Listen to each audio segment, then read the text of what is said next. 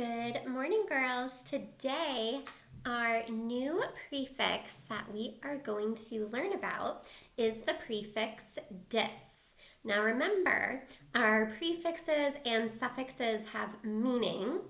A prefix goes at the beginning of a word, a suffix goes at the end, and they change the meaning of the word in some way. The prefix dis means not or away. So sometimes people even say take away, but we're just going to say not or away.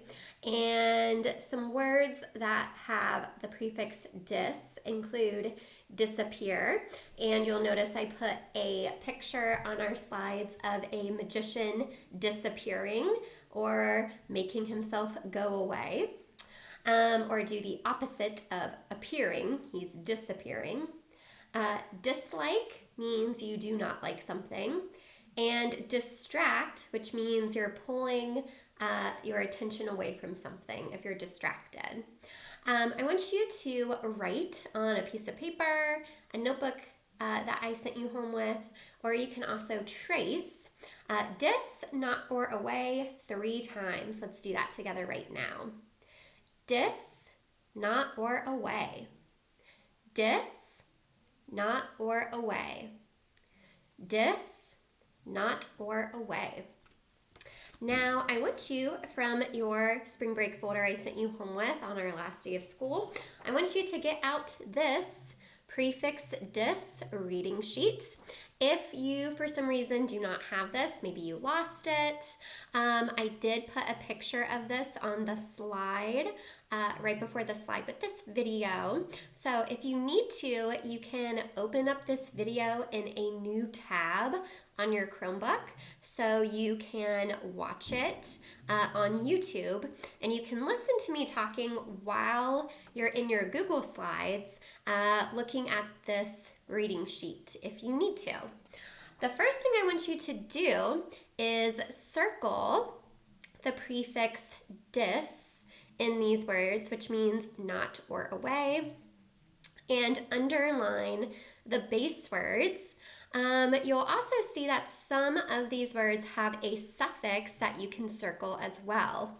So I see suffix ed in this word.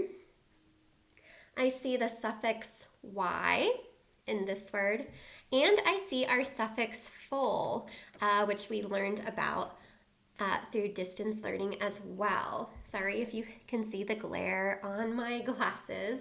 You can kind of see my computer screen, but that's okay. So go ahead, if you need to, you can pause the video while you do that.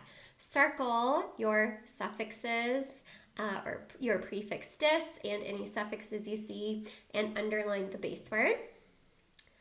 Okay, now I'm going to read through the words. I'm going to read down the column, and then after I read my words, I'm going to read the sentences. I'm going to do a little pause so you can read them after me. These sentences are great because they tell us the meaning of these words. That's why it's so important that we are learning the meaning of these prefixes and suffixes, because it helps us to understand the meaning of new words that we come across as we are reading one of our books. Distract, dispute, disprove,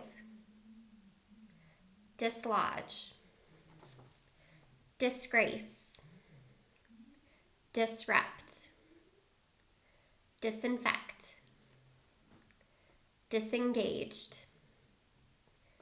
displace, dissatisfy, disgust, disrespectful. Okay, now I'm going to do the sentences, and I'll do a little pause so you can repeat them after me. If you are distracted, your attention is pulled away. Now really pay attention to these sentences because it tells us the meaning of the words. If something is displaced, it is placed away. If you feel disgust for a food, it does not taste good. If you are in disgrace, you are not in favor.